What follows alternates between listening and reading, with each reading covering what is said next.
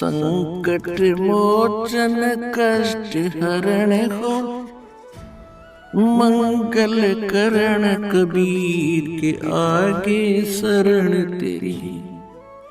संकट मोचन कष्ट हरण हो, मंगल करण कबीर के आगे शरण तेरी। ना मेरा जन्म न गर्भ बसेरा, बालक होई दिखलाया।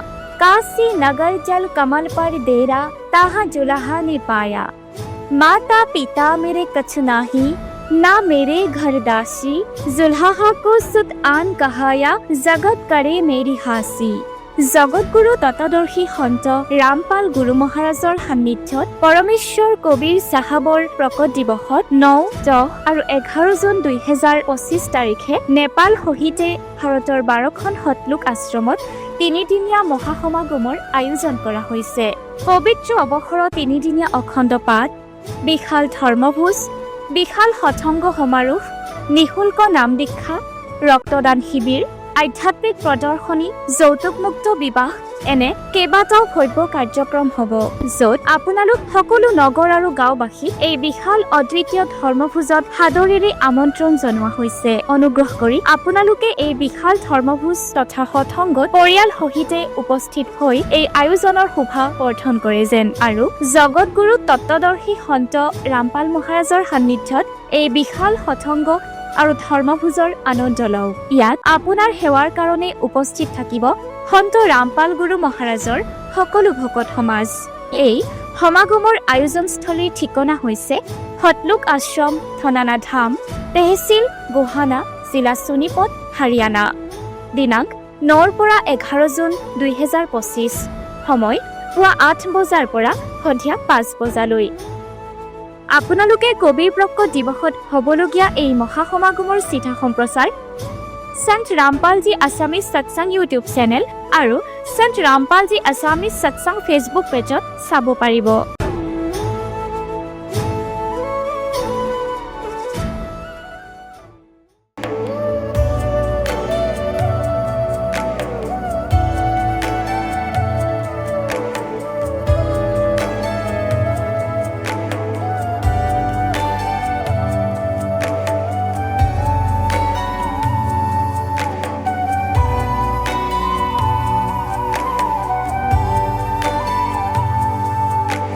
পূৰ্ণ পৰমাত্মাই আনকি পাপৰ শাস্তিও আঁতৰাব পাৰে।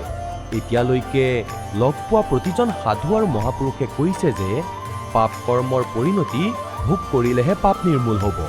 সেই প্ৰভু কোন, যি পাপ কাটি পেলায়, যিজনে কালৰ বন্ধনৰ পৰা মুক্ত কৰি দিয়ে? তেওঁৰ নাম কি? পূজাৰ বিধি কি?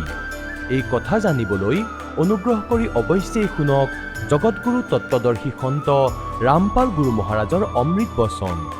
নমস্কাৰ। নমস্কাৰ ছাৰ, সৎ চাহেব। আপোনাৰ শুভ নামটো? মোৰ নাম ইলাৰাণী বসুমতাৰী। আপুনি ক'ৰ পৰা আহিছে? মই জিলা শোণিতপুৰ, অসমৰ পৰা আহিছোঁ। আপুনি সন্ত ৰামপাল গুৰু মহাৰাজৰ পৰা নাম দীক্ষা কেতিয়া লৈছিল? মই সন্ত ৰামপালজী মহাৰাজ পৰা নাম দীক্ষা জানুৱাৰী 12, 2020 মই নাম দীক্ষা সন্ত ৰামপালজী মহাৰাজৰ পৰা মই লৈছিলোঁ। তেখেতৰ পৰা নাম দীক্ষা লোৱাৰ আগতে আপুনি অন্য কিবা ভক্তি সাধনা কৰিছিলনে? মই আমাৰ এই পৰম্পৰা যোনটো আমাৰ হিন্দু সমাজত মানি আহিছিলে, চব দেৱী দেৱতাক পূজা কৰিছিলোঁ আৰু মই বিষ্ণু শৰণ লৈছিলোঁ। তাৰপিছত মই এইটো ভক্তি কৰি আছিলোঁ। আপুনি যিহেতু আপোনাৰ হিন্দু সমাজত প্ৰচলিত পৰম্পৰাগত যিবিলাক ভক্তি সাধনা আছিলে সেই আটাইবিলাক আপুনি কৰি আছিলে, তেনে ক্ষেত্ৰত আপুনি সন্ত ৰামপাল গুৰু মহাৰাজৰ শৰণলৈ কেনেকৈ আহিব লগা হ'ল? মই এইগিলা ভক্তি কৰি মই একোৱে লাভ পোৱা নাছিলে। আমাৰ মালিকে মোক চাকৰি থাকোঁতে, আপোনাৰ মানুহজনে কি চাকৰি কৰিছিল? আমাৰ মালিকে আৰ্মি চাকৰি কৰিছিলে, ই কাশ্মীৰত আছিলে। তাৰপিছত আমাক ঘৰত আহি ফালে লৈ গৈছিলে ঘৰৰ সুখ শান্তিৰ কাৰণে। তাতে বিষ্ণু মাতা মন্দিৰ আছে, বৈষ্ণৱ বাবা আছে, তাতে বল যাং, তাতে বোলে গ'লে চব ঘৰৰ শান্তি হয়, সুখ হয়, বহুত পৰা লাভ হয় বোলে। আমাক তাতেও লৈ গৈছিলে। সেই সাধনাৰ দ্বাৰা আপোনাৰ কিবা লাভ হৈছিল নে? আপোনাৰ মানুহজনে যি হাজবেণ্ডে যিবিলাক আপোনাৰ মন্দিৰ কাষলৈ নিছিলে তাৰ দ্বাৰা কিবা লাভ হৈছিল নে? মইতো ইয়াৰ পৰাতো একো লাভ পোৱা নাই বহুত এনেকুৱাই ওচৰ মন্দিৰ আছে তাতেও মই গৈছিলোঁ দুৰ্গা পূজাটো মই ব্ৰত ৰাখিছিলোঁ যিকোনো দেৱী দেৱতা মই দিন ৰাত এনেকুৱাই পূজা কৰিছিলোঁ মই 3টা ৰাতি উঠি ফালে পোৱালীকেইটা মই জগাই ফালে মই গা চা ধুৱাই সিহঁতক মই ওচৰত থকা দুৰ্গা পূজা কৰাত মানে তাতে লৈ গৈ মই সিহঁতকো মানে লৈ গৈ মানে পূজা কৰিছিলোঁ তথাপিও মোৰ মানে যোনটো মই সুখ বিচাৰি আছিলে অন্তৰাত্মাত মই এই সুখ শান্তিটো মই জীৱনত পোৱা নাছিলে পিছত আপুনি সন্ত ৰামপাল গোমাজৰ শৰণলৈ কেনেকৈ আহিব লগা হ'ল মই এনেকুৱা দিন ৰাত মই এনেকুৱাই মানে ভগৱানক বিচাৰি থাকোঁ যোনে যি কয় মানে ভগৱানৰ কথা কোনোবা ক'লে মই ইয়াতে মানে বেছি আগ্ৰহ আছিলে মানে কোনোবা মানে ভিখাৰী মানুহ আহিলে সিহঁতক কেনেকুৱা মই খুৱাম কেনেকুৱা আদৰ কৰিম কি দিম এইগিলা মানে মোৰ বহুত আদৰ আছিলে মই এনেকুৱাই মই যেনেকুৱা ভগৱান বিচাৰি আছোঁ এনেকুৱাই আমাৰ ঘৰৰ ওচৰত লক্ষেশ্বৰ বসুমতাৰী নাম এজন আছিলে ই নাম দীক্ষা লৈ আহিছিলে নাম দীক্ষা লোৱা আগতে আমাৰ এই মানুহজনে ঘৰত ছুটিত আহিছিলে ময়ো কৈছিলোঁ সিহঁতৰ লগতে তয়ো যা কিবা ভগৱান ওলাইছিলে বোলে কিবা সুখ শান্তি পাব চাগৈ মই কিবাটো মই এনেকুৱা কিবাতে মই থাকি আছিলোঁ যে মই সুখ শান্তিৰ কাৰণে তাকো মই কৈছিলোঁ যা তয়ো কিবা এটা সুখ শান্তি পাব চাগৈ কিবা এটা ওলাইছে বোলে ভগৱান ওলাইছে বোলে তাতে যা বোলে মই তাক কৈছিলোঁ মানে তাৰপিছত হেঁতে আহি ফালে ক'লে যে মাছ মাংস খাব নাপায় তামোল পাণ চাদা বিড়ি চিগাৰেট খাব নাপায় তেতিয়া মই অন্তৰত মই লাগিলোঁ হে ভগৱান তাক যে মই কৈছিলোঁ মোৰ বহুত দুখিত হ'লো হয় এতিয়া যে এনেকুৱা নাম দীক্ষা ল'লেতো আমাৰ ঘৰত তামোল পাণ খাব নোৱাৰিব মাছ মাংস খাব নোৱাৰিব মানুহ আহিলে আমাক মানুহক কেনেকুৱা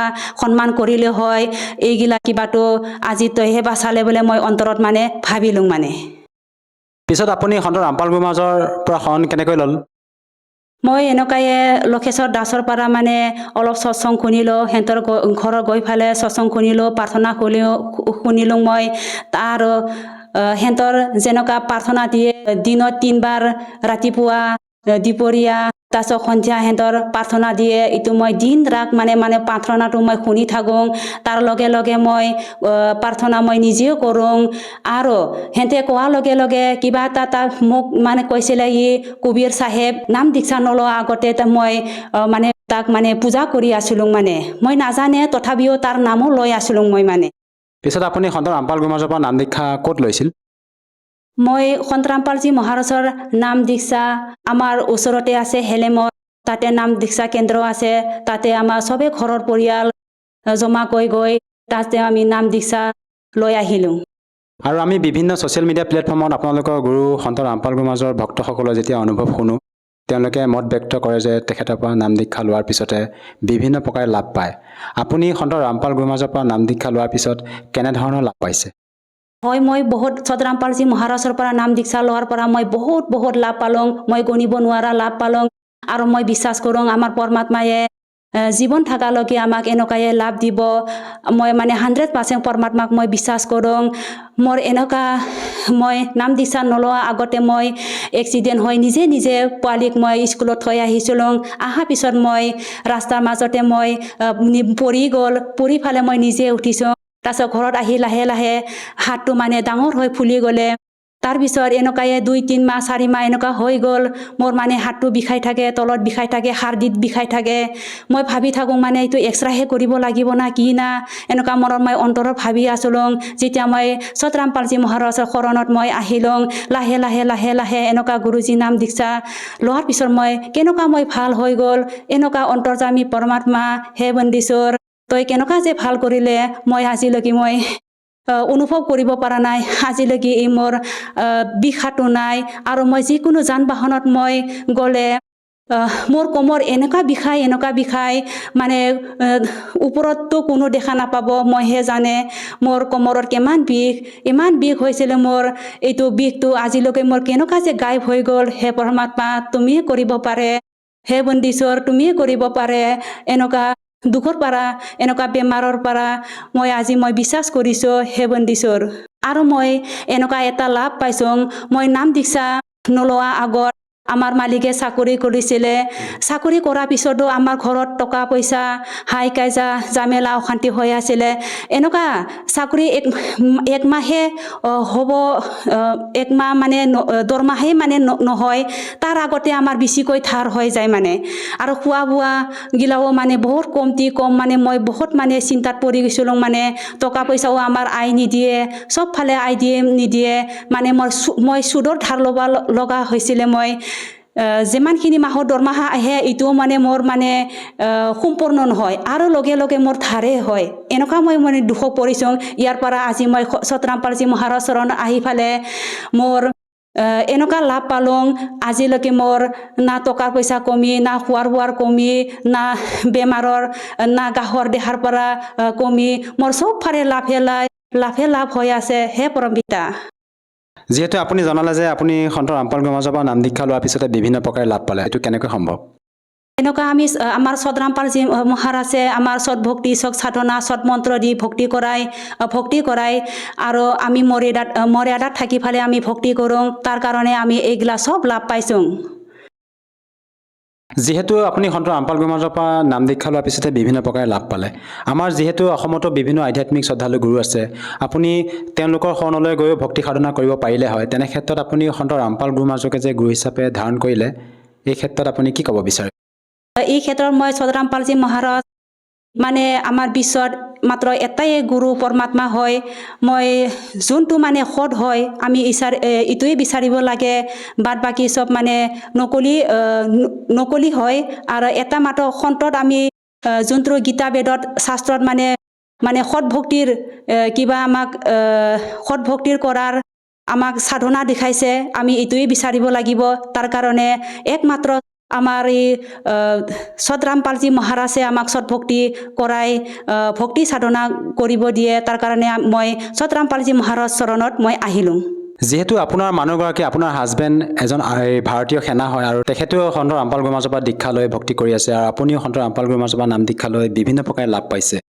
আচলতে আপুনি অসমৰ বিভিন্ন অন্য শ্ৰদ্ধালুৰ কাষলৈ গৈও নাম দীক্ষা লৈ ভক্তি কৰিব পাৰিলে হয় তেনে ক্ষেত্ৰত সন্ত ৰামপাল গুৰুমাজকে যে গুৰু হিচাপে ধাৰণ কৰিলে ইয়াৰ প্ৰকৃত কাৰণটো কি এনে অন্য শ্ৰদ্ধালু ভক্তি সাধনাত মোক্ষৰ ৰাস্তাও নাই আৰু হেঁতে শাস্ত্ৰ বিৰোধ সাধনা কৰে আৰু আমাৰ সতৰামপালজী মহাৰাজে শাস্ত্ৰ প্ৰমাণিক হিচাপে ভক্তি কৰায় তাৰ কাৰণে আমি ইয়াতে সতৰামপালজী মহাৰাজৰ চৰণত নাম দীক্ষা ল'লোঁ আৰু আপুনি অন্য কিবা লাভ পাইছেনে সন্ত ৰামপাল গুৰুমাজৰ পৰা দীক্ষা লোৱাৰ পিছত এনেতো আমি বহুত লাভ পাই আছোঁ আজিলৈকে এনেকুৱা লাভ পাইছোঁ যেনেকুৱা নিচা পানীৰ পৰা আমি আজি বহুত দূৰত আছোঁ নিজেও নিচা পানী নাখাওঁ বেলেগকো নিদিওঁ আৰু আমি হাতলৈ নালাৰোঁ মানে ইয়াৰ পৰা মানে বহুত লাভ পাইছোঁ ময়ো যেনেকুৱা আমাৰ মালিকেও ৰম খাইছিলে চাৰা বিয়া চব খাইছিলে যেনেকুৱা ই আৰ্মিত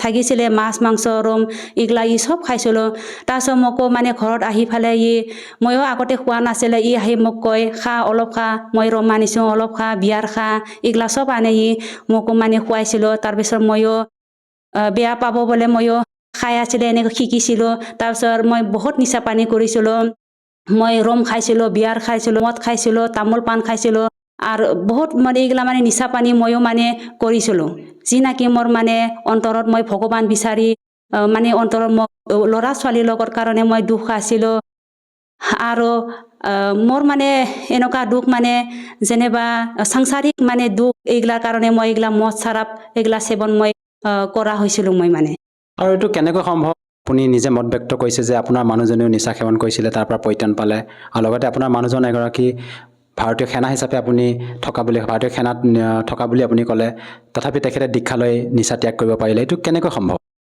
আমাৰ সতৰামপালজী মহাৰাজে এনেকুৱা পূৰ্ণ পৰমাত্মা ভগৱান সৎ ভক্তি দি ফালে আমাক ভক্তি কৰাইছে শাস্ত্ৰ অনুকূল মতে মানে ভক্তি কৰাইছে তাৰ কাৰণে আমি মৰ্যাদা থাকি ভক্তি কৰি ফালে এইগিলা চব আমি ত্যাগ কৰিব পাৰিছে এইটো প্ৰমাণিক আছে আৰু যিসকল দৰ্শকে আপোনাক টিভি স্ক্ৰীণত প্ৰত্যক্ষ কৰি আছে তেওঁলোকক আপুনি কি বাৰ্তা দিব বিচাৰে যাতে তেওঁলোকেও আপোনাৰ দৰে উপকৃত হ'ব পাৰে মই আপোনালোকক মই বাৰ্তাটো দিব নোৱাৰোঁ মই হাত জোৰ কৰি মই প্ৰাৰ্থনা কৰিছোঁ আপোনালোকে সতৰামপালজী মহাৰাজ চৰণত আহক টিভি চেনেলত সতৰামপালজী মহাৰাজৰ সৎসং চাক জিনিকি ৰাখা জ্ঞান গংগা কিতাপ চাক আজিকালি হাতৰ মোবাইলো আছে তাতে ইউটিউব চেনেল চাৰ্চ কৰি ফালে সতৰামপালজী মহাৰাজৰ সৎসং চাব পাৰে জ্ঞান গংগা জিনিকি ৰাখা চবৰ মুখতে আজিকালি জ্ঞান গংগা জিনিকি ৰাখা এইগিলা কিতাপ পঢ়ক খুলি চাক শাস্ত্ৰবিদত প্ৰমাণ দি আছে আপোনালোকেও মোৰ যেনেকুৱা লাভ মই পাইছোঁ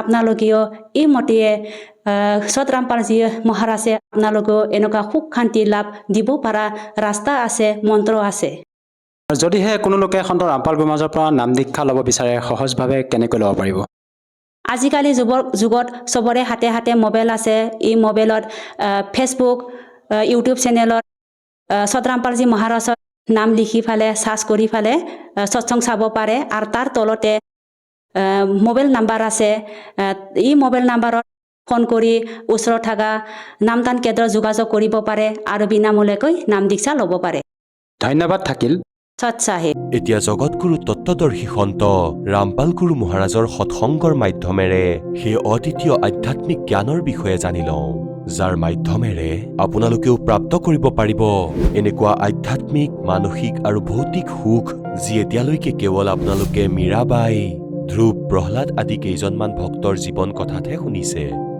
এতিয়া শুনক তত্ত্বদৰ্শী সন্তৰ সৈতে শাস্ত্ৰ অনুকূল ভক্তি সৎসংগ এনেকুৱা অদ্বিতীয় আধ্যাত্মিক জ্ঞান যাৰ প্ৰমাণ আছে সকলো ধৰ্মৰ সকলো পবিত্ৰ শাস্ত্ৰত वेद पढ़े पर वेद न जाने ये बच्चे पुराण 18 जड़ को अंधे पत्ते खुआवे ये भूल गे सृजनहारा তেন্তে যি কাৰণত এই কালে আমাক ইয়াত বিভ্ৰান্ত কৰি থৈছে সেই অজ্ঞানতাক আঁতৰাবলৈ পৰমেশ্বৰ স্বয়ং ইয়ালৈ আহে নিজৰ মৰমীয়াল আত্মাক এই জ্ঞানৰ বিষয়ে কয় জন্ম আৰু মৃত্যু এৰাই চলিবলৈ তেওঁ বিধান দিয়ে সেই যথাৰ্থ ভক্তি সেই যথাৰ্থ জ্ঞান যাৰ দ্বাৰা মুক্তি হ'ব পাৰে আৰু আমাৰ প্ৰাৰব্ধত অহা সংকট কষ্ট যি জন্ম জন্মান্তৰৰ পাপ আমাৰ জীৱনত লিখি দিয়া হৈছে সেয়া কেৱল কবিৰ দেৱ সেই কবিৰ পৰমেশ্বৰেহে নাশ কৰিব পাৰে যেনেকৈ পুণ্যৰ পৰা সুখ হয়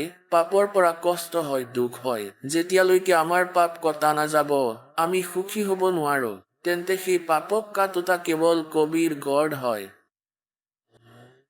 কবিৰ যি পৰমেশ্বৰ যিয়েহে পাৰে আন কোনেও প্ৰাৰব্ধৰ কোনো পাপকেই অথবা যিকোনো পাপৰ প্ৰাৰব্ধৰ কষ্টৰ নিবাৰণ নাশ কৰিব নোৱাৰে কেৱল কবিৰ দেৱেহে পাৰে এতিয়া পুণ্যাত্মাসকল কাৰোবাৰ ভৰিত কাঁইট লাগি গ'ল আৰু এইসকল অজ্ঞানী ঋষি মহৰ্ষিসকলে কি কৈছিলে যেনেকৈ কোনো সংকট নিবাৰণৰ বাবে ঋষি মহৰ্ষি সন্তৰ ওচৰলৈ গৈছিলে প্ৰথমতেতো তেওঁলোকে যন্ত্ৰ মন্ত্ৰ দেখুৱাইছিলে এনেকুৱা কৰা এনেকুৱা জপ কৰা 1000 বাৰ জপ কৰা 11000 বাৰ গায়ত্ৰী মন্ত্ৰ জপ কৰা 1100 টকাৰ এই ভাণ্ডাৰা লগাই দিয়া সকলোবোৰ কৰাৰ পাছতো তেওঁলোকৰ একো লাভ হোৱা নাছিলে তেতিয়া তেওঁলোকে কি কৈছিলে সেই অজ্ঞানী বেদ জ্ঞানহীন ঋষি মহৰ্ষি গুৰু ব্ৰাহ্মণসকলে যে এয়া তোমাৰ প্ৰাৰব্ধৰ কষ্ট হয় তুমি এয়া ভুগিবই লাগিব উদাহৰণ দিছিলে যে শ্ৰীকৃষ্ণজীয়ে তেওঁ শ্ৰীৰাম ৰূপত সুগ্ৰীৱৰ ভায়েকক মাৰিছিল বালিক চল কৰি বৃক্ষৰ আঁৰ লৈ সেয়া প্ৰাৰব্ধত লিখা হৈছিলে সেই প্ৰাৰব্ধৰ ভোগ শ্ৰীকৃষ্ণজীয়ে বিষ্ণুজীৰ ৰূপত ভুগিব লগা হৈছিল পিছত আমি মনে মনে থাকি যাওঁ আমাৰ ওচৰত কোনো তৰ্ক নাছিল তৰ্কৰ কোনো প্ৰয়োজন নাছিল কিন্তু আত্মা হৰা নাছিলে আমি এইটো ভাবিছিলো যে নহয় ভগৱান এনেকুৱা এটা শক্তি হয় যিয়ে আমাক অৱশ্যেই লাভ দিব কাৰণ আত্মা পৰমাত্মাৰ লগত পৰিচিত যে সেয়া পৰম শক্তি হয় কিন্তু জ্ঞানহীনসকলে তেওঁৰ ওপৰত ইমান আৱৰণ লগাই দিলে যে তেওঁলোকে বিশ্বাস কৰিব নোৱাৰা হ'ল কিন্তু এওঁলোক আকৌ ৰ'বও নোৱাৰে আৰু যি কাৰণত এওঁলোকে কেতিয়াবা কৰবাত জৰা ফুকা কৰাসকলৰ ওচৰত কেতিয়াবা ভূত প্ৰেতৰ যন্ত্ৰ মন্ত্ৰ কৰাসকলৰ ওচৰত কোনো ঋষি মহৰ্ষিৰ ওচৰত অথবা কোনো মন্দিৰ আৰু মছজিদ আৰু গুৰুদ্বাৰালৈ গৈ গৈ মনোকামনা কয় আৰু শেষত যেনেকুৱা আছিল তেনেকুৱাই থাকি যায় কিয়নো তাত সেই বিধান সেই সিদ্ধান্ত নাই সেই মন্ত্ৰ নাই যাৰ দ্বাৰা প্ৰাৰব্ধৰ নাশ হ'ব পাৰে সেই এটা সাধাৰণ বিধান হৈ গ'ল সকলোৱে ফাইনেল কৰিলে লিখি থোৱা কৰ্মৰ ভোগটো ভুগিবই লাগিব পাপ নাশ হ'ব নোৱাৰে, পাপ কটা যাব নোৱাৰে, আৰু পাপ কটা নগলে সুখ হ'ব নোৱাৰে। যেনেকৈ কাৰোবাৰ ভৰিত কাঁইট সোমাই গ'ল আৰু তেওঁ কাৰোবাক ক'লে যে মোৰ ভৰিটো প্ৰচণ্ড বিষাই আছে, তেওঁ ভৰিখন ভালদৰে ধুই চাফা কৰি কৈ দিলে যে তোমাৰ ভৰিত কাঁইট আছে, আৰু সেই ব্যক্তিয়ে যদি এনেকৈ কয় সেই কাঁইট লাগি আছে বুলি কোৱাজনে, আৰু তেওঁ যদি এনেকৈ কয় যে কাঁইটডালটো নোলাব, এতিয়া জোতা পিন্ধি লোৱা, ভৱিষ্যতলৈ কাঁইট নালাগিব। কাঁইট লাগি থকা ভৰিত আকৌ জোতা পিন্ধিব নোৱাৰি, কাঁইট ওলালে যন্ত্ৰণা কম হ'ব। এতিয়া এই ভয়ত জোতা পিন্ধিব সেই প্ৰাণীয়ে যে হে ভগৱান ক'ৰবাত যাতে আকৌ কাঁইট নালাগে, কাৰণ বহুত বিষায়। তেনেহ'লে যিসকল ব্যক্তিয়ে এয়া কয়, প্ৰথমতেতো যন্ত্ৰ মন্ত্ৰ ক'ব, সেই সন্ত গুৰু ঋষি মহৰ্ষি, আৰু পিছত তাৰ পৰা কোনো লাভ নহ'লে তেওঁলোকে কৈ দিয়ে যে এয়া তোমাৰ প্ৰাৰব্ধৰ কষ্ট হয়, এয়াতো তুমি ভুগিবই লাগিব, এয়াতো তুমি আজীৱন ভুগিব লাগিব। আৰু ভগৱানৰ ভক্তি কৰি লোৱা, ভৱিষ্যতে তোমাৰ দুখ নহ'ব। পুণ্যাত্মাসকল, যিজন ব্যক্তিৰ ওপৰত কোনো আপত্তি আহিছে আৰু যিয়ে সকাহ পোৱা নাই, তেওঁলোকে সপোনতো ভগৱানক মনত নেপেলায়, পেলাবই নোৱাৰে। এতিয়া সেই পাপৰূপী কাঁইট ওলালে, যাৰ পৰা কষ্ট টেনচন হৈ আছে, আৰু তেতিয়া আকৌ সেই ব্যক্তিয়ে ভক্তি কৰে এই ভয়ত, ৰাম নামৰ জোতা পিন্ধি যে হে ভগৱান আকৌ যাতে বিজুলী নপৰে, এই ভয়তে তেওঁ সদায় ভক্তি কৰিব, মৰ্যাদাৰ মাজত থাকিব, কাৰণ তেওঁ আপত্তিক ভোগ কৰি চাইছে যে ইয়াৰ পৰা কিমান কষ্ট হয়। আৰু কোনোবাই যদি কয় যে এয়া কষ্টটো হৈয়ে থাকিব, আগলৈ ভক্তি কৰি থাকা, সপোনতো কৰিব নোৱাৰে, এনেকৈতো নাস্তিক হ'ব, সম্পূৰ্ণ চীন নাস্তিক হৈ গ'ল। য'ত বিশ্বত প্ৰায় আধাৰ সমান এই জনসংখ্যা আছে, সম্পূৰ্ণ ৰুছ নাস্তিক হৈ গ'ল। যিসকল আগতে আস্তিক আছিলে, মহাত্মা বুদ্ধক মানিছিলে, তেওঁক মহাত্মা মানি সন্ত মানি তেওঁৰ শিক্ষা গ্ৰহণ কৰিলে পূৰ্বপুৰুষসকলে, কিন্তু আধ্যাত্মিক লাভ নাপালে। মূল্যবোধৰ জ্ঞান যি মহাত্মা বুদ্ধই ক'লে, সাধাৰণ মা দেউতাই নিজৰ সন্তানক কৈ দিয়ে, কিন্তু যেতিয়ালৈকে তেওঁলোকৰ ওচৰত সমাধান নাই, পৰমাত্মাৰ সহযোগিতা নাই, আৰু সেই মন্ত্ৰ নাই যাৰ দ্বাৰা পাপ নাশ হ'ব পাৰে, জীৱই পৰমাত্মাক মানিব নোৱাৰে। আৰু কালে এইটোৱে বিচাৰে যে নাস্তিক হৈ যাওক, বিশেষকৈ কলি যুগত। তাৰ আগতে কোনো নাস্তিক নাছিলে। দ্বাপৰলৈকে আপোনালোকে চাই লওক, সকলো ইতিহাস চাৰিও বৰ্ণই ভক্তি কৰিছিলে, পৰমাত্মালৈ ভয় কৰিছিলে, আস্থা ৰাখিছিলে ভগৱানত। কলি যুগত এক বিশেষ পৰমাত্মা আৰু কালৰ মাজত এক বিশেষ বাৰ্তালাপ হ'ল, সন্ধি হ'ল, এটা কম্প্ৰমাইজ হৈছিলে, যে কালে পৰমেশ্বৰৰ পৰা যি প্ৰথমবাৰৰ বাবে ভগৱানে ৰূপ সলনি কৰি আহিছিলে নিজৰ পুত্ৰ যুগজিতৰ নামেৰে, তেতিয়া কালে কৈছিলে ভগৱান তিনিটা যুগত জীৱ কম লৈ যাব, আৰু কলি যুগত যেতিয়া চতুৰ্থ যুগ আহিব, সেই কলি যুগত আপুনি যিমান ইচ্ছা লৈ যাব। তেতিয়া কালে এইটো ভাবি থৈছিলে যে কলি যুগলৈ ইহঁতক এনেকুৱা বনাই দিম, সত্য যুগটো এটা দ্বাপৰত তেওঁলোকৰ পুণ্য থাকিব, আৰু কলি যুগলৈ তেওঁলোক পুণ্যহীন হৈ যাব, আৰু আন বহুতো পন্থ বনাই দিয়া হ'ব, বহুতো ধৰ্ম বনাই দিয়া হ'ব, আৰু ইহঁতক নাস্তিক কৰি দিম। আৰু আজি তেওঁ এই সকলোবোৰ কাম কৰি ৰাখিছে। এতিয়া পৰমেশ্বৰে কৈছিলে যে ঠিকে আছে, সত্য যুগ ত্ৰেতা আৰু দ্বাপৰত কম জীৱ লৈ যাম, আৰু চতুৰ্থ যুগত মই নিজে চাই ল'ম তোমাক। এতিয়া এই বিষয়ে পিছত কম, আজি প্ৰসংগ বেলেগ বিষয়ৰ। এতিয়া কোৱাৰ ভাৱ এইটোৱেই যে যেতিয়ালৈকে আমাৰ পাপ নাশ নহ'ব, কাঁইট নোলাব, আৰু কষ্টও শেষ নহ'ব, আৰু কষ্ট শেষ নোহোৱালৈকে আপুনি জোতাও পিন্ধিব নোৱাৰিব। ঠিক সেই ধৰণেই যিসকল দুখী আত্মা ইয়ালৈ আহে, যদি তেওঁ পৰমাত্মা পৰমেশ্বৰ কবিৰজীৰ যি মই দাসে নিয়ম কৈ আছো, মৰ্যাদা কৈ আছো, সেই মৰ্যাদাত যদি থাকা, তেন্তে কষ্ট নহ'ব। আপোনালোকে এইটো ভাবি আহে যে আজি এই যাদু মন্ত্ৰ যন্ত্ৰ কৰি দিব গুৰুজীয়ে, আৰু আমি নিজৰ ৰাস্তাত গুৰুজী নিজৰ। এই কাম মই নকৰো। পৰমাত্মাৰ উদ্দেশ্য হৈছে তুমি ইয়ালৈ আহা, এই জ্ঞানৰ সৈতে পৰিচিত হোৱা। অলপ শান্তিটো আপুনি প্ৰথম দিনাই অনুভৱ কৰিব, যিয়ে সঁচা মনেৰে আহিব, সমৰ্পিত হ'ব। সমৰ্পিতৰ অৰ্থ যে আমি যিবোৰ মাৰ্গদৰ্শন আপোনালোকক কৰিম যে বিড়ি মদ মাংস তম্বাকু পান কৰিব নোৱাৰে, আন কোনো দেৱী দেৱতাৰ ভক্তি যিবোৰ আপোনালোকে আগতে কৰিছিলে সেয়া কৰিব নালাগে, এই সকলোবোৰ মৰ্যাদাক যিয়ে হৃদয়ৰ পৰা মানি সমৰ্পিত হয় সেই দিনাৰ পৰাই শান্তি পোৱা আৰম্ভ হৈ যাব। কিন্তু আমাৰ ভগত আৰু কিছুমান সেই স্বয়ং ভগত যিয়ে পুস্তক আদি পঢ়ি শুনি আহে, এতিয়া তেওঁলোকৰ ধাৰণা এইটোৱেই যে এবাৰ গৈ চাওঁ, শান্তি পাম যদি ঠিকে আছে, নহলে নাই। এনেকুৱা ব্যক্তি ইয়াত কেতিয়াও শান্তি নাপাব, আহকেই বা নাহকেই। আমাৰ উদ্দেশ্য হ'ল যে আপুনি শান্তিটো অৱশ্যেই পাব, গেৰাণ্টিড পাব। আপোনাৰ ওপৰত কোনো কষ্ট নাথাকিব, মোৰ দ্বাৰা লিখাই লোৱা। কিন্তু মই যেনেকৈ কৈছো তেনেকুৱা কৰি থাকা। আপোনালোকক বাৰে বাৰে ইয়ালৈ মাতাৰ উদ্দেশ্য এইটোৱেই যে আপুনি ভগৱানৰ সৈতে পৰিচিত হৈ যায়, আৰু পৰিচিত হোৱাৰ পিছত আননেচেচাৰী ডিমাণ্ড শেষ হৈ যাব, যাৰ কাৰণত আমি ভগৱানৰ পৰা আঁতৰি গৈ আছো, যাৰ কোনো আৱশ্যকতা নাই। আৰু পিছত আপুনি চাব ভগৱানে প্ৰতিদিনে আপোনাক কিমান সুখ দিব, ভাবিবও নোৱাৰিব।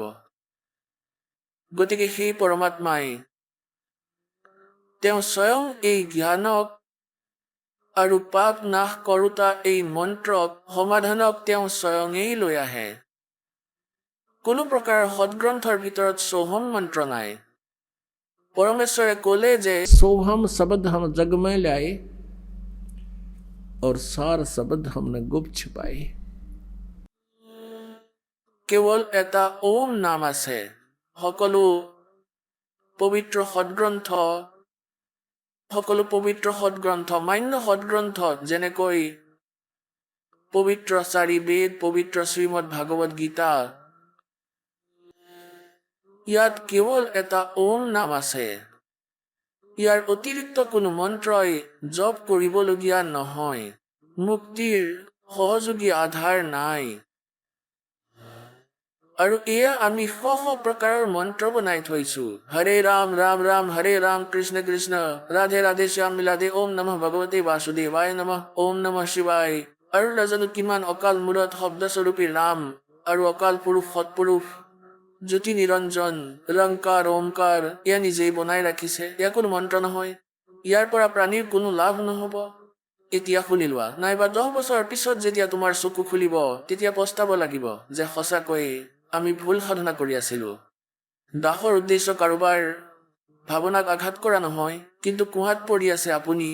ইয়াৰ পৰা বচোৱাটো মোৰ উদ্দেশ্য, যে ইয়াৰ পৰা তুমি আঁতৰ হোৱা, এই বাট সলনি কৰা, সৎ ভক্তি কৰা আৰু নিজৰ চকুৰে চোৱা যে সদগ্ৰন্থত কি লিখা আছে। এতিয়া শ্ৰীমদ ভাগৱত গীতাৰ অধ্যায় নম্বৰ 8 শ্লোক নম্বৰ 13 ক'লে যে ओम इति एकाक्षरम ब्रह्म व्यवहारण मामनुसमरण यह प्रयाति तदन्देहम स याति परमाम गतिम। মোৰ কেৱল এটা ওম নাম আছে, মই ব্ৰহ্মৰ, মই ব্ৰহ্মৰ। এয়া কালে কৈ আছে শ্ৰীকৃষ্ণজীত প্ৰৱেশ কৰি। মোৰ এটা ওম মন্ত্ৰ আছে, নাথিং এলছ। মোৰ জপৰ আৰু বেলেগ কোনো মন্ত্ৰ নাই। আৰু মুক্তিৰ সহযোগী হৈছে এই মন্ত্ৰই। আৰু যিসকলে অন্তিম শ্বাসলৈকে অৰ্থাৎ শৰীৰ এৰা সময়লৈকে এই মন্ত্ৰৰ জপ কৰে, তেওঁ ওম নামৰ পৰা পোৱা যি গতি হয় সেই গতিক প্ৰাপ্ত কৰে। কিন্তু গীতা জ্ঞানদাতাই স্বয়ং কয় যে মোৰ গতি অনুত্তম হয়। 7ম অধ্যায়ৰ 18 নম্বৰ শ্লোকত শ্ৰীমদ ভাগৱত গীতাত তেওঁ কৈছে, অৰ্জুন তুমি সৰ্বভাৱেৰে 18 অধ্যায়ৰ 62 নং শ্লোকত, 15 অধ্যায়ৰ 1 পৰা 4 নম্বৰ শ্লোকলৈকে, যে তুমি সৰ্বভাৱেৰে সেই পৰমেশ্বৰৰ শৰণলৈ যোৱা, যাৰ কৃপাৰে তুমি পৰম শান্তি আৰু সনাতন পৰম ধাম অৰ্থাৎ সতলোক পাবা, য'ত যোৱাৰ পিছত আকৌ এই সংসাৰলৈ কেতিয়াও উভতি নাহে। গতিকে ইয়াত যে তেওঁ নিজৰ মন্ত্ৰ ওম বুলি কৈছে, কিন্তু এয়া পূৰ্ণৰূপী মুক্তিৰ মাৰ্গ নহয়। এয়া অনুত্তম গতি হয়। জন্ম মৃত্যু যেতিয়ালৈকে জীৱৰ আছে এয়া অনুত্তম হয়, উত্তম নহয়। আকৌ 17 অধ্যায়ৰ 23 নম্বৰ শ্লোকত কৈছে যে ओम तत्सत इति निर्देश ब्रह्मण त्रिविध समर्थ है। সেই সচিদানন্দ ঘন ব্ৰহ্মৰ ওম তৎসত এই 3 মন্ত্ৰৰ জপৰ নিৰ্দেশ আছে, আৰু ইয়াৰ 3 প্ৰকাৰৰ স্মৰণৰ বিধি আছে, ত্ৰিবিধা। এতিয়া পুণ্যাত্মাসকল, গীতা জ্ঞানদাতাই নিজৰ ওম নামটো ডিক্লেয়াৰ কৰি থৈছে, একেবাৰে সাৰ্বজনিক কৰি থৈছে। তৎ আৰু সৎ এয়া সাংকেতিক হয়। গীতাজীৰ অধ্যায় নম্বৰ 15 শ্লোক নম্বৰ 16 আৰু 17 তিনিজন প্ৰভু আছে, তিনি পুৰুষ আছে, এজন ক্ষৰ পুৰুষ, এজন অক্ষৰ পুৰুষ। আৰু 15 নম্বৰ অধ্যায়ৰ 16 নম্বৰ শ্লোকত ক্ষৰ পুৰুষ আৰু অক্ষৰ পুৰুষ 17ত ক'লে উত্তম পুৰুষ বেলেগ, পৰমাত্মা এটি উদ্ধাৰতে। তেওঁ শ্ৰেষ্ঠ প্ৰভু দুয়োতকৈ, ক্ষৰ পুৰুষ আৰু অক্ষৰ পুৰুষৰ পৰা তেওঁ বেলেগ, আৰু তেওঁই তিনিও লোকত প্ৰৱেশ কৰি সকলোৰে ধাৰণ পোষণ কৰে। তেওঁ অবিনাশী পৰমাত্মা। গীতাজীৰ অধ্যায় নম্বৰ 8 শ্লোক নম্বৰ 1 অৰ্জুনক সুধিলে যে অৰ্জুন কিম তৎব্ৰহ্ম। অৰ্জুনে ক'লে যে প্ৰভু আপুনি গীতাজীৰ অধ্যায় নম্বৰ 7 শ্লোক নম্বৰ 29 যি কৈছিলে যে সেই তৎব্ৰহ্মক যিয়ে জানে আৰু সকলো আধ্যাত্মিক জ্ঞানেৰে পৰিচিত হয়, আৰু যিজন সকলো কৰ্মৰ লগত পৰিচিত, যেনেকৈ মই জ্ঞানৰ বিষয়ে ক'লো 4ৰ্থ অধ্যায়ৰ 34 নম্বৰ শ্লোকত, তত্ত্বদৰ্শী সন্তৰ পৰা সেই তত্ত্ব জ্ঞান প্ৰাপ্ত কৰা, যাৰ বিষয়ে 4ৰ্থ অধ্যায়ৰ 32 নম্বৰ শ্লোকত কৈছে যে ব্ৰহ্মনিমুখী অৰ্থাৎ সচিদানন্দ ঘন ব্ৰহ্মৰ বাণীত বহুত বিস্তাৰভাৱে অনুষ্ঠানবোৰৰ বিষয়ে তথ্য দি থৈছে। সেই জ্ঞানত তোমালোকে তত্ত্বদৰ্শী সন্তৰ ওচৰলৈ গৈ বুজা। কৈছে মোৰ এই জ্ঞানত যিসকলে আশ্ৰয় লৈ লয় আৰু আকৌ সেই তৎব্ৰহ্মৰ পৰা তেওঁ আকৌ জন্ম আৰু মৃত্যুৰ পৰা পৰিত্ৰাণ পাবলৈহে প্ৰয়াস কৰে, জৰা আৰু মৰণৰ পৰা পৰিত্ৰাণ পাবলৈ প্ৰয়াস কৰে। বৃদ্ধাৱস্থা আৰু মৃত্যু এয়া হৈছে জীৱৰ ওপৰত আটাইতকৈ ডাঙৰ দুখ। বৃদ্ধাৱস্থা, বুঢ়া হোৱা আৰু মৃত্যু এই দুয়োটাই বিৰক্তিকৰ আৰু এই দুয়োটাই আৱশ্যক হয় ইয়াত, কিন্তু এয়া সৎলোকত হোৱা নাছিলে। সেইকাৰণে আমি নিবিচাৰো এই দুয়োটাক।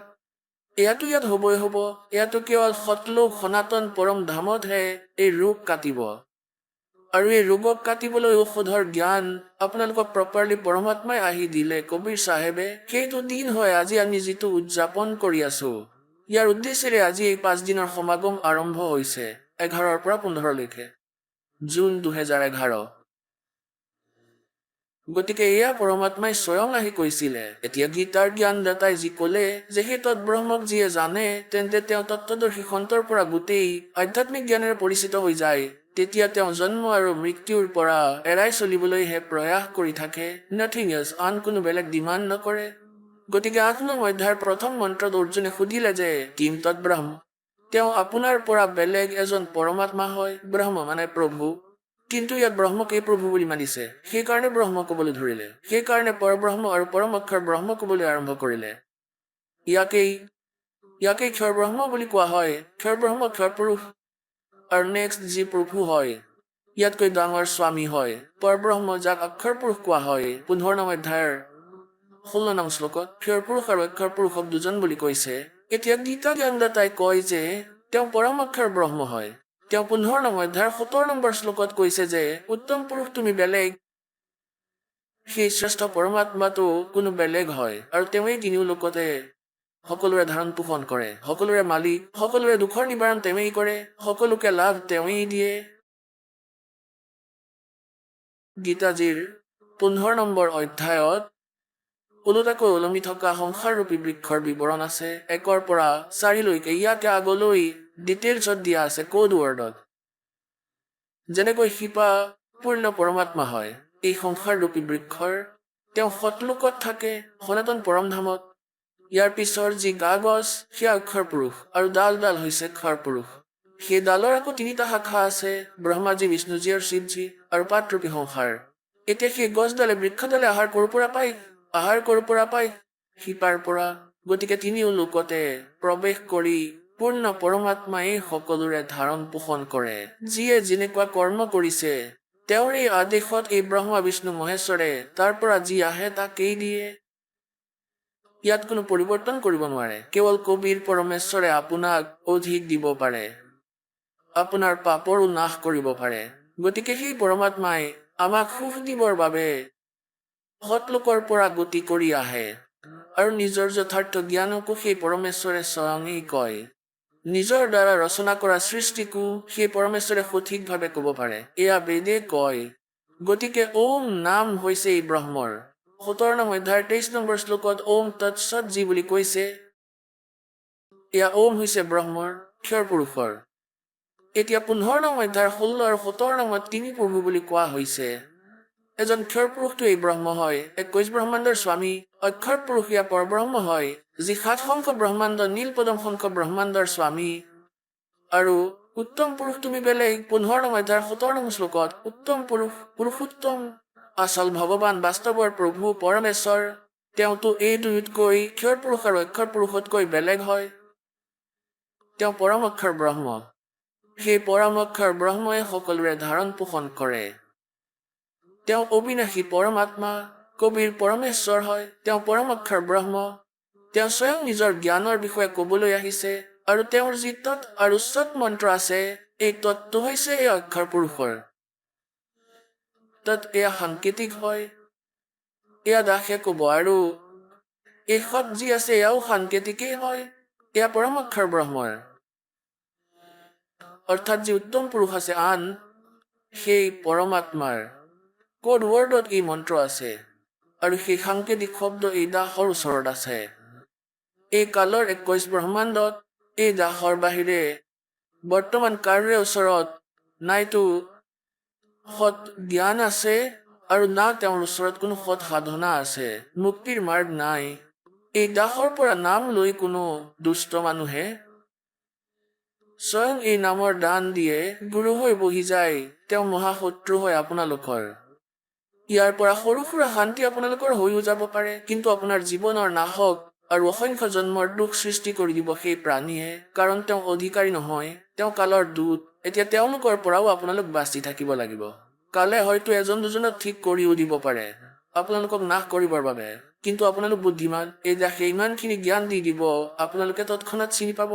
কালৰ দূতৰ জালত আপোনালোক নাহিব। এতিয়া প্ৰসংগ চলি আছে সেই পৰমেশ্বৰ স্বয়ং নিজে আহে। ঋগ্বেদ মণ্ডল নম্বৰ 9 আৰু সূক্ত নম্বৰ 86, মন্ত্ৰ 26 আৰু 27। ঋগ্বেদ মণ্ডল নম্বৰ 9 সূক্ত নম্বৰ 82 মন্ত্ৰ 1, 2 আৰু 3। ঋগ্বেদ মণ্ডল নম্বৰ 9 সূক্ত 96 মন্ত্ৰ নম্বৰ 16 পৰা 20লৈকে।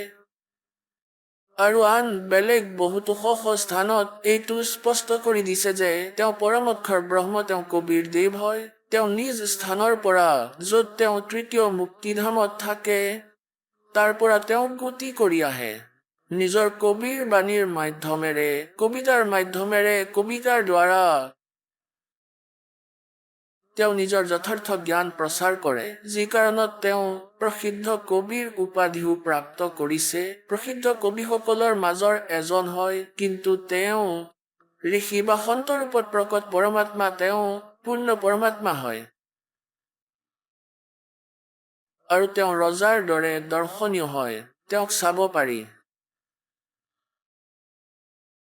পুণ্যাত্মাসকল, বেদসমূহকতো দাসে এতিয়া চালে চন 2002ৰ পিছত, আৰু এতিয়ালৈকে ইয়াত ৰহস্য পোৱা গৈ আছে। পৰমাত্মা পৰমেশ্বৰ কবিৰ যি যেতিয়া স্বয়ং আহিছিলে, সেই লীলা তেখেতে সেই সময়তেই কৰিছিলে। বেদত বৰ্ণনা আছে যে প্ৰভুৱে এনেকুৱা কৰে।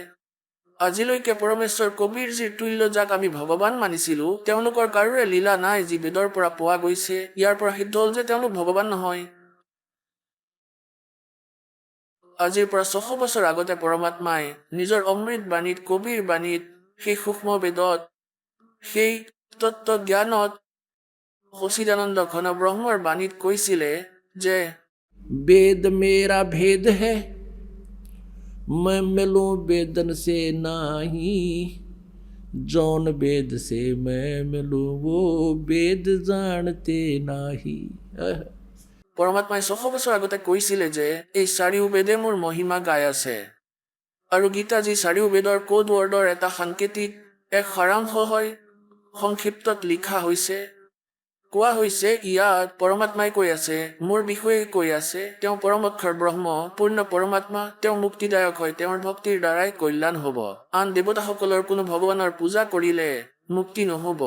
গতিকে সেই পৰমাত্মা ময়েই হয়। বেদ মেৰা ভেদ হে, কিন্তু বেদত বৰ্ণিত বিধিৰে মোক পাব পৰা নাযায়, কাৰণ বেদত, গীতাত, পুৰাণত ইনকমপ্লিট আধ্যাত্মিক নলেজ আছে, স্পিৰিচুৱেল নলেজ আছে। এয়া ইনকমপ্লিট, কাৰণ সেইকাৰণেই এওঁ এৰি দিছিলে। 4ৰ্থ অধ্যায়ৰ 34 নম্বৰ শ্লোকত শ্ৰীমদ ভাগৱত গীতাত কৈছে, অৰ্জুন, তুমি সেই তত্ত্বজ্ঞানক য'ত সচিদানন্দ ঘনব্ৰহ্মৰ বাণীত সেই পৰমাত্মাক পোৱাৰ বিশেষ জ্ঞান আছে, সেয়া তত্ত্ব জ্ঞান হয়। ৩৪ নং অধ্যায়ৰ ৩২ নং শ্লোকত কৈছে। সেই জ্ঞানক জানিবলৈ গীতাজীৰ অধ্যায় নম্বৰ ৪ শ্লোক নম্বৰ ৩৪ত কৈছে যে সেই তত্ত্ব জ্ঞানক তুমি তত্ত্বদৰ্শী সন্তৰ ওচৰলৈ গৈ বুজি লোৱা, তেওঁই ক'ব। ইয়াৰ পৰা সিদ্ধ হ'ল যে গীতাৰ জ্ঞান কমপ্লিট নহয়, কিন্তু এইটো ক'ব নোৱাৰি যে গীতাৰ জ্ঞান ভুল হয়। যজুৰ্বেদ অধ্যায় নম্বৰ ৪০ৰ শ্লোক নম্বৰ ১০ৰ পৰা ১৩লৈকে দুবাৰ প্ৰমাণিত কৰা হৈছে যে কোনো এজনেতো পৰমাত্মাক সম্ভাত মানে জন্ম লোৱা, দ্বিতীয়জনে কৈছে যে অসম্ভাত অৰ্থাৎ জন্ম নোলোৱা, উৎপন্ন নোহোৱা। কোনোৱে নিৰাকাৰ বুলি কয়, কোনোৱে সাকাৰ বুলি কয়, কোনোৱে জন্ম লোৱা বুলি কয়, কোনোৱে অজন্মা বুলি কয়। কোৱা হয় সেই পৰমাত্মাৰ জ্ঞানটো সেই তত্ত্বদৰ্শী সন্তইহে ক'ব। ধীৰা নাম লিখা আছে, ধীৰা নাম অৰ্থাৎ তত্ত্বদৰ্শী সন্তই কয়, তেখেতৰ পৰা শুনা। ইয়াৰে সিদ্ধ হ'ল যে বেদ জ্ঞানো ইনকমপ্লিট হয়, কমপ্লিট নহয়। সেইকাৰণে যজুৰ্বেদ অধ্যায় নম্বৰ ৪০ৰ শ্লোক নম্বৰ ১৫ত ক'লে যে वायु अनिलम अमृतम अथिदम बसमांतम शरीरम। শৰীৰ এৰালৈকে পৰমাত্মাৰ ভক্তি কৰা। কেনেকৈ? ओम करतो समर, किलवे समर और करतुम समर। ওম নামৰ জপ কাম কৰি কৰি স্মৰণ কৰা, বিশেষ উৎসাহেৰে স্মৰণ কৰা, আৰু নিজৰ মনুষ্য জীৱনৰ প্ৰথম কৰ্তব্য মানি ওম নামৰ স্মৰণ কৰা। এতিয়া এয়াতো ব্ৰহ্মৰ জপ, আৰু এই ব্ৰহ্মই কৈ দিলে যে সচিদানন্দ ঘনব্ৰহ্মৰ বিষয়টো তত্ত্বদৰ্শী সন্তইহে ক'ব। যজুৰ্বেদ অধ্যায় নম্বৰ ৪০ৰ শ্লোক নম্বৰ ১৭ত লিখিলে যে বেদ জ্ঞানদাতা আৰু গীতা জ্ঞানদাতা এজনেই হয়। এই বেদ জ্ঞানদাতাই কয় যে এই পূৰ্ণ পৰমাত্মাটো পৰোক্ষ হয়, ওপৰত আছে, গুপ্ত হয়, আৰু মই ব্ৰহ্ম হয়, মোৰ ওম নাম হয়। মই খম অৰ্থাৎ অন্তৰীক্ষত থাকো। যেনেকৈ শ্ৰীমদ দেৱী ভাগৱত দেৱী পুৰাণত দেৱীয়ে নিজেই কৈছে যে হিমালয় ৰজাক বৰ্ণনা অৰ্থাৎ ব্ৰহ্মৰ বিষয়ে জ্ঞান দি কৈছে যে সেই পৰমাত্মাৰ নাম ব্ৰহ্ম হয়, ব্ৰহ্মৰ নাম ওম হয়, আৰু তেওঁ সকলোৰে আত্মা সেই ব্ৰহ্ম ওপৰত দিব্য আকাশ অৰ্থাৎ ব্ৰহ্মলোকত থাকে। এতিয়াও নিজেই যজুৰ্বেদ ৪০ নং অধ্যায়ৰ ১৭ নম্বৰ শ্লোকত অৰ্থাৎ ৪০ নম্বৰ অধ্যায়ৰ যজুৰ্বেদৰ অন্তিম অধ্যায় আৰু ১৭ নং মন্ত্ৰও যজুৰ্বেদৰ অন্তিম মন্ত্ৰ হয়। ইয়াত দুয়ো ভগৱানৰ বেলেগ বেলেগ নিৰ্ণয় দি দিছে যে সেই পূৰ্ণ পৰমাত্মাটো পৰোক্ষ হয়, ওপৰত গুপ্ত আছে। মই ব্ৰহ্ম হওঁ, মই খম অৰ্থাৎ অন্তৰীক্ষত স্বৰ্গত থাকো, মোৰ ওম নাম হয়। That's all. গতিকে ইয়াৰে সিদ্ধ হ'ল যে না বেদত কমপ্লিট জ্ঞান আছে সেই পৰমাত্মাক পোৱাৰ। ইয়াৰ বাবে অপশ্যন থৈ দিলে যে সেয়া তত্ত্বদৰ্শী সন্তইহে ক'ব। গতিকে পৰমেশ্বৰ কবীৰদেৱজীয়ে ৬০০ বছৰ আগতে কৈছিলে वेद मेरा भेद है, मैं मिलूं वेदन से नाही, और जौन वेद से मैं मिलूं। ये वेद जानते नहीं। এই চাৰিও বেদে মোৰ মহিমা গায়, কিন্তু এই বেদত মোক পোৱাৰ বিধান নাই, কোনো জ্ঞান নাই, কোনো মন্ত্ৰও নাই। আৰু যি বেদেৰে, যি বিধান জ্ঞানেৰে, যি মন্ত্ৰৰে মোৰ প্ৰাপ্তি হ'ব, এই বেদত তাৰ বৰ্ণনা নাই। বেদে সেয়া নাজানে, আৰু বেদে নিজেই কৈ আছে যে সেয়াটো তত্ত্বদৰ্শী সন্তই। সেই তত্ত্বদৰ্শী সন্তৰ ভূমিকা পালন কৰিবলৈও পৰমেশ্বৰ স্বয়ঙেই আহিছিলে। এয়া জীৱ তত্ত্বদৰ্শী হ'ব নোৱাৰে, আধ্যাত্মিক জ্ঞানেৰে জীৱ পৰিচিত হ'ব নোৱাৰে। ভগৱানৰ ৰচিত সৃষ্টিক ভগৱানৰ পৰা উৎপন্ন জীৱই কেনেকৈ ক'ব পাৰিব? এই ব্ৰহ্ম, ব্ৰহ্মা বিষ্ণু মহেশ্বৰো আৰু দুৰ্গাও আৰু এই সকলো দেৱতাও আৰু এই কালো ব্ৰহ্ম আৰু পৰব্ৰহ্ম, এই সকলো সেই পৰমাত্মাৰ পৰা উৎপন্ন হোৱা। গতিকে পৰমাত্মাৰ দ্বাৰা উৎপন্ন হোৱা সৃষ্টিক তেওঁৰ বালকে ক'ব নোৱাৰে, সন্তানে ক'ব নোৱাৰে। গতিকে পিতৃয়ে ক'ব লাগিব। তেওঁ কোৱাৰ পিছততো আমি এয়া ক'ব পাৰিম, তেখেতৰ পৰা শুনা, যেনেকৈ দাসে এতিয়া কৈ আছে। তেন্তে এনেকৈ সেই পৰমেশ্বৰে ৬০০ বছৰ আগতে এই কলি যুগত এনেতো এই পৰমাত্মা চাৰিও যুগতেই আহিছে, চাৰিও যুগত এনেকৈয়ে আহে। তেওঁ নিজেই কয় कि सतयुग में सत सुकृत कै टेरा, त्रेता नाम मुनिंदर मेरा, द्वापर में करुणा में कहाया, और कलयुग नाम कबीर धराया। পৰমাত্মাই কয় চাৰিও যুগতেই আহিছোঁ মই। আৰু কলি যুগত যেতিয়া আহিছিল পৰমাত্মা, যেতিয়া তেওঁ এই লীলাবোৰ কৰিছিলে, এনেকুৱাই লীলা প্ৰতিবাৰ কৰে। নৱজাত শিশুৰ ৰূপ ধাৰণ কৰি কমলৰ ফুলৰ ওপৰত ক'ৰবাত স্বচ্ছ স্থানত প্ৰকট হয়। তাৰ পৰা কোনো দম্পতীয়ে যি নিঃসন্তান তেওঁলোকে উঠাই লৈ যায়। আৰু পিছত পৰমাত্মাই কোনো অন্য আহাৰ গ্ৰহণ নকৰে বালক ৰূপত। পিছত তেওঁ প্ৰতিপালন, তেওঁৰ সেই বাল্যকালৰ আহাৰ অৰ্থাৎ প্ৰতিপালনৰ লীলা কুমাৰী গাইৰ দ্বাৰা হয়। ঋগ্বেদ মণ্ডল নম্বৰ 9 সূক্ত নম্বৰ 1 মন্ত্ৰ নম্বৰ 9 স্পষ্ট লিখা আছে যে শিশুৰ ৰূপত প্ৰকট হোৱা পৰমাত্মাৰ প্ৰতিপালনৰ লীলা কুমাৰী গাইৰ দ্বাৰা হয়। আৰু 600 বছৰ আগতে পৰমাত্মা কবীৰজীয়ে সেই লীলা কৰিছিলে। যেতিয়া তেওঁ আহিছিলে, তেওঁৰ 25 দিন হৈ গ'ল, তেওঁ একো দুগ্ধ আহাৰ গ্ৰহণ কৰা নাছিলে। তেতিয়া কৈ আছো আপোনালোকক এই কাহিনী, আগলৈ কম। প্ৰথমে এতিয়া প্ৰসংগ চলি আছিলে, নিৰু আৰু নিমাই পৰমাত্মাক লৈ আহিলে। আৰু কোনোৱে কৈ আছে এয়া ব্ৰহ্মা হয়, আৰু কোনোৱে কয় এয়া বিষ্ণুজীৰ অৱতাৰ, কোনোৱে কয় শিৱজীৰ অৱতাৰ, কোনোৱে কয় দেৱতা যেন লাগিছে। দেৱতাই কয় যে এয়াতো কোনো বেলেগ পৰম শক্তি হয়। আকাশৰ পৰা তেওঁলোকে ডিছকাছ কৰি আছিলে। এতিয়া ইয়াৰ বিষয়ে গৰীব দাস চাহেবজীয়ে যি পৰমাত্মাৰ এই লীলাক পৰমেশ্বৰ কবীৰজীৰ দ্বাৰা প্ৰাপ্ত দিব্য দৃষ্টিৰে অসংখ্য বছৰ পূৰ্বৰো জ্ঞান পালে, অসংখ্য বছৰ আগৰ, যুগৰো আগৰ, আৰু আমাৰ উৎপত্তি জন্মৰো জ্ঞান দিলে। পৰমেশ্বৰ প্ৰকট হোৱাৰ 600 বছৰ আগতে তেওঁ কেনেকৈ আহিছিলে আৰু কি লীলা কৰিছিলে, কি কোৱা হৈছে? जल थल पृथ्वी गगन में बाहर भीतर एक, पूर्ण ब्रह्म कबीरे हैं अवगत पुरुष अलेख, सेवक हो के उतरे इस पृथ्वी के माही, जीव उदाहरण जगत गुरु बार बार बलि जाही। जीव उदाहरण जगत गुरु बार बार बलि जाऊं मैं।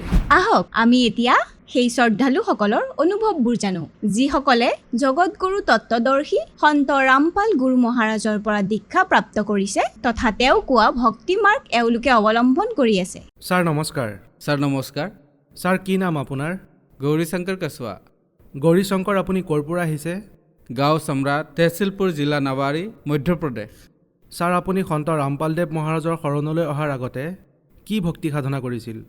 সন্ত ৰামপালদেৱ মহাৰাজৰ শৰণলৈ অহাৰ আগতে হিন্দু ধৰ্মত যি প্ৰচলিত যিবোৰ দেৱী দেৱতা আছে তেওঁলোকৰ পূজা কৰিছিলোঁ, মানিছিলোঁ। ছাৰ এইবোৰ পূজাটো আপুনি কৰিয়ে আছিলে, তাৰ পিছতো আপুনি সন্ত ৰামপালদেৱ মহাৰাজৰ শৰণলৈ কিয় আহিলে? মই সন্ত ৰামপালদেৱ মহাৰাজৰ শৰণলৈ অহাৰ আগতে যি পূজা কৰিছিলোঁ সেইবোৰ কৰাৰ বাবে একো লাভ পোৱা নাছিলোঁ, আৰু ভক্তি কৰোঁতে কৰোঁতে বিভিন্ন প্ৰকাৰৰ শাৰীৰিক ভৌতিক মানসিক সমস্যা আহি গৈছিল। সেইবোৰ আটাইতকৈ ডাঙৰ ক্ষতি এইটো হ'ল যে মোৰ মা, যেতিয়া মই সৰু আছিলোঁ 10 বছৰৰ, ঠিক সেই সময়তে মোৰ মাৰ কেঞ্চাৰত মৃত্যু হ'ল। আৰু মোৰ যিজন সৰু খুৰা আছিল তেওঁ গছৰ পৰা পৰি ৰাজহাড় ভঙাৰ বাবে তেওঁৰো মৃত্যু হৈ গৈছিল। মোৰ 3য় নম্বৰ যিজন ভাই, তেওঁৰ পেট বাধা ইমানেই আছিল যে ৰাতি 12 বজাতো তেওঁক কেতিয়াবা লৈ যাব লগা হৈছিলে। যি নাউতিক বুলি যাক কোৱা হয় তেওঁক মাতি দেখুৱাব লগা হৈছিলে। কেতিয়াবা 8 দিনলৈকে একো নাখাইছিলে, আৰু ইয়াৰ বাবে আমাৰ বহুত সমস্যা হৈছিলে। ছাৰ আপুনি এইবোৰ পূজা কৰাৰ পিছতো এই সমস্যাবোৰৰ সন্মুখীন হ'বলগীয়া হৈছিলে। ছাৰ ইয়াৰ কাৰণনো কি? ইয়াৰ পিছৰ কাৰণটো হ'ল যে ছাৰ, আজি যেতিয়া সন্ত ৰামপালদেৱ মহাৰাজৰ যি জ্ঞান শুনিলোঁ তাৰ পৰা জ্ঞান পাইছোঁ যে আগতেতো একোৱে গম পোৱা নাছিলোঁ। আগতে ভাবিছিলোঁ যে যিবোৰ ভাগ্যত আছে সেয়াই পাই আছিলোঁ। কিন্তু আজি সন্ত ৰামপালদেৱ মহাৰাজে যি সত্য মাৰ্গৰ কথা কৈছে, আমাৰ গীতাখন পঢ়ি শুনাইছে। গীতাৰ 16 নম্বৰ অধ্যায় 23 নম্বৰ শ্লোকত কৈছে যে যিয়ে শাস্ত্ৰবিধি ত্যাগ কৰি মনৰ মতে কাম কৰে তেওঁলোকে না শান্তি না গতি একোৱে নাপায়। গতিকে এয়া আজি মই গম পাইছোঁ, সেইবাবে এই ক্ষতি হৈ আছিল। সত্য মাৰ্গ পোৱা নাছিলোঁ। ছাৰ, এইবোৰ পূজা কৰাৰ পিছতো আপুনি বহুত সমস্যাৰ সন্মুখীন হ'বলগীয়া হৈছিলে। গতিকে ছাৰ, আপুনি সন্ত ৰামপালদেৱ মহাৰাজৰ শৰণলৈ কিয় আহিলে? সন্ত ৰামপালদেৱ মহাৰাজৰ শৰণলৈ অহাৰ কাৰণটো হ'ল যে মই এদিন টিভি চাই আছিলোঁ। টিভি চাই থাকোঁতে সন্ত ৰামপালদেৱ মহাৰাজৰ সৎসংগ আহিল। সন্ত ৰামপালদেৱ মহাৰাজে ওলোটাকৈ ওলমি থকা যি সংসাৰৰূপী বৃক্ষ আছে তাৰ বিষয়ে বুজাই আছিলে। মই এই কথাৰ বাবেই প্ৰথমতেতো দুখীয়ে আছিলোঁ, কাৰণ মই সন্ত ৰামপালদেৱ মহাৰাজৰ শৰণলৈ অহাৰ আগতে ৰামায়ণ পঢ়িছিলোঁ, দেৱী ভাগৱত পঢ়িছিলোঁ, পুৰাণ, বিষ্ণু পুৰাণ পঢ়িছিলোঁ। ইয়াত মোৰ এটা সন্দেহ উৎপন্ন হৈ আছিল যে মানি লওক মই বিষ্ণু পুৰাণ পঢ়িলোঁ, তাত লিখা থাকে যে বিষ্ণুৱে সকলো, তেওঁৱেই সকলোৰে পালনহাৰ, তেওঁৱেই কৰ্তা। যেতিয়া শিৱ পুৰাণ পঢ়িলোঁ, শিৱ পুৰাণ পঢ়াত এয়া সিদ্ধ হ'ল যে শিৱই সকলো, সকলোৰে দেৱৰ দেৱতা মহাদেৱ হয়। ৰামচৰিত মানস পঢ়িলোঁ, তাতে এটা কথা পালোঁ যে ৰামচৰিতত ৰামচন্দ্ৰৰ বাহিৰে এই পৃথিৱীত কোনো ভগৱান নাই। দেৱী পুৰাণ পঢ়িলোঁ, তাত দেখিলোঁ যে দেৱীয়ে সকলোৰে কৰ্তা ধৰ্তা হয়। কোৱাৰ অৰ্থ এইটো যে মোৰ মনত এটা শংকা আছিল যে সেই ভগৱান কোন। মই সেই ভগৱানক বিচাৰি ফুৰিছিলোঁ। যেতিয়া মই টিভিত সৎসংগ চাই আছিলোঁ, সন্ত ৰামপালদেৱ মহাৰাজে গীতা খুলি কৈ আছিল যে গীতাৰ অধ্যায় 15 1 পৰা 4লৈকে আৰু শ্লোক 17ত স্পষ্টকৈ কৈ আছে যে ওলোটাকৈ ওলমি থকা যে সংসাৰৰূপী বৃক্ষ আছে, কৈ আছিল যে পূৰ্ণ ভগৱান কোন। গতিকে তাত মই এই তথ্য পালোঁ যে ব্ৰহ্মা বিষ্ণু মহেশ্বৰ ভগৱানটো আছে, তেওঁলোক তিনিলোকৰ ভগৱান, কিন্তু পূৰ্ণ ভগৱানৰ জ্ঞান সন্ত ৰামপালদেৱ মহাৰাজৰ শৰণতেই পালোঁ। ছাৰ, আপুনি সন্ত ৰামপালদেৱ মহাৰাজৰ শৰণলৈ অহাৰ বাবে আপুনি পূৰ্ণ জ্ঞান পালে। গতিকে ছাৰ, আপোনাৰ পৰা আমি এইটো জানিব বিচাৰিম যে আপুনি আগতে সাধনা কৰাৰ পিছতো ইমানবোৰ সমস্যা হ'ল, ইমান সমস্যাৰ সন্মুখীন হ'বলগীয়া হ'ল। গতিকে পূৰ্ণ পৰমাত্মাৰ শৰণলৈ অহাৰ পিছত, শাস্ত্ৰ অনুসৰি ভক্তি সাধনা কৰাৰ পিছত আপুনি কি লাভ পালে? হয়, সন্ত ৰামপালদেৱ মহাৰাজৰ শৰণলৈ অহাৰ পিছত মই এই লাভ পালোঁ যে প্ৰথম লাভটো এই হ'ল যে মই সত্য মাৰ্গ পালোঁ। সত্য মাৰ্গ পালোঁ, প্ৰমাণিত ভক্তি পালোঁ, যি মানৱ জীৱনৰ মূল উদ্দেশ্য হয়। দ্বিতীয় লাভ এয়া হ'ল যে এদিন মই ঘৰৰ পৰা টিকম্বৰলৈ গৈ আছিলোঁ। মোৰ লগত এজন মোৰ বন্ধু আছিল।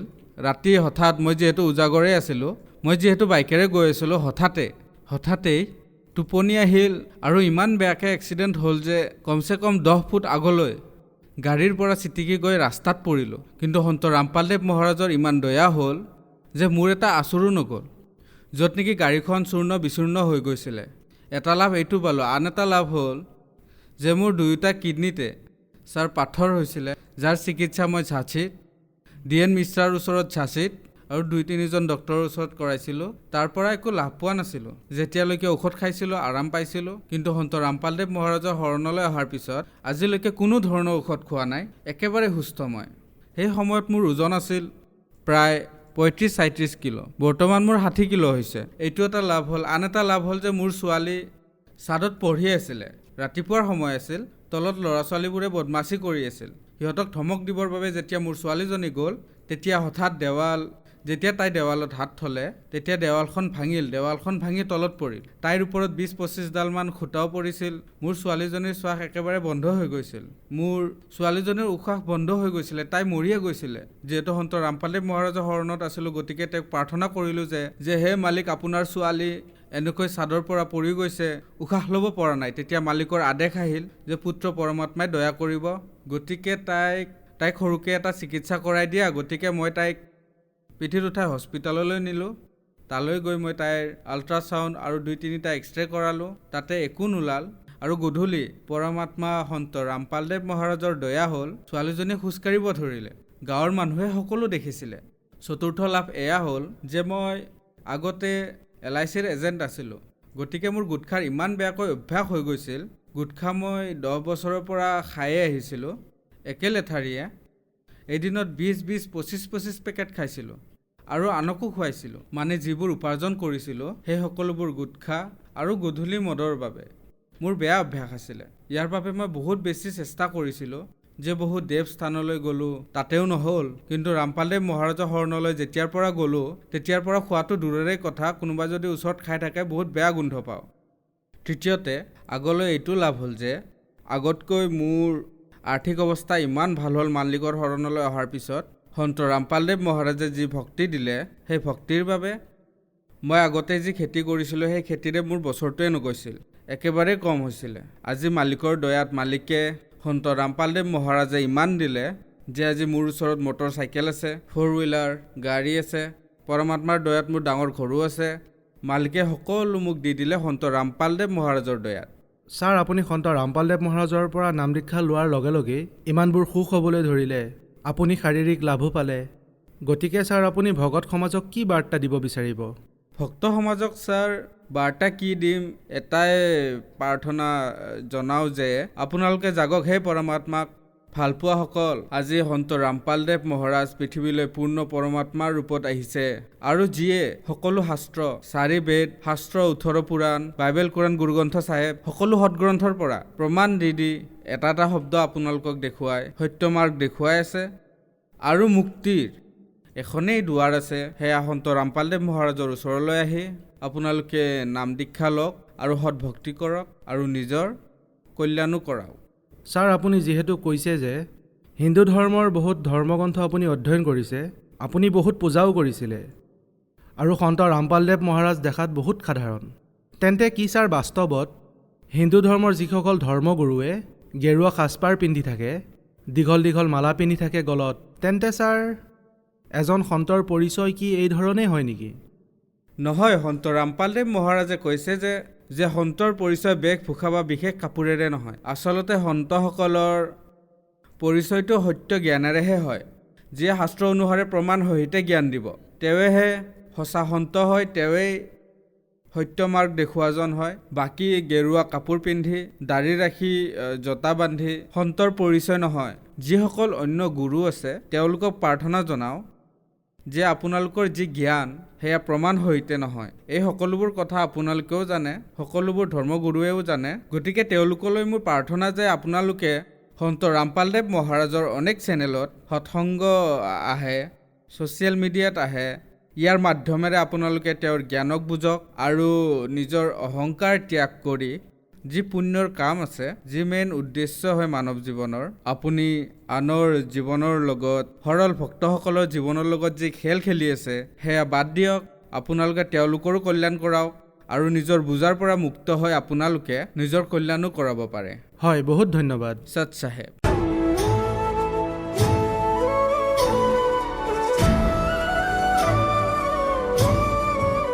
संकट मोचन कष्ट हरण हो, मंगल करण कबीर के आगे शरण तेरी।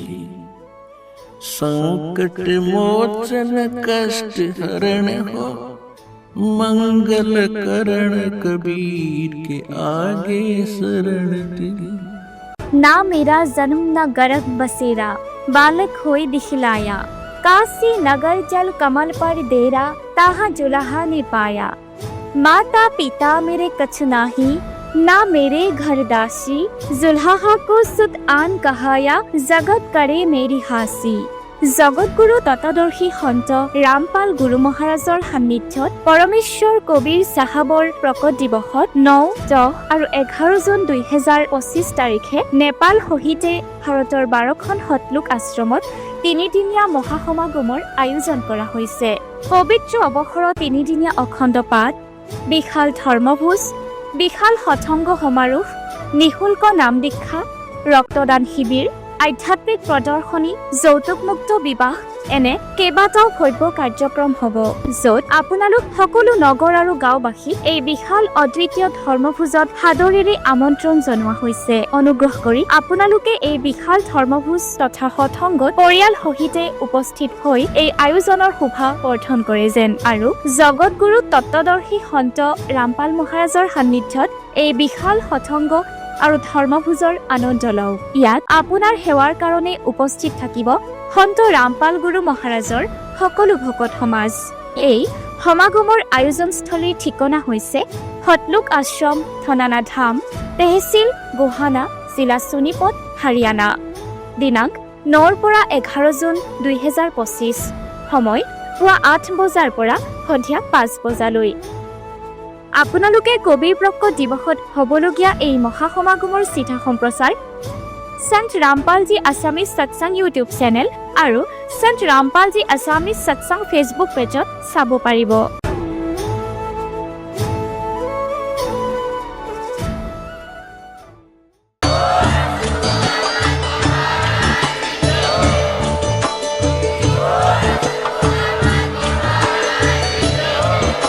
আপুনি শুনি আছিলে জগতগুৰু তত্ত্বদৰ্শী সন্ত ৰামপাল গুৰু মহাৰাজৰ মংগল প্ৰবচন।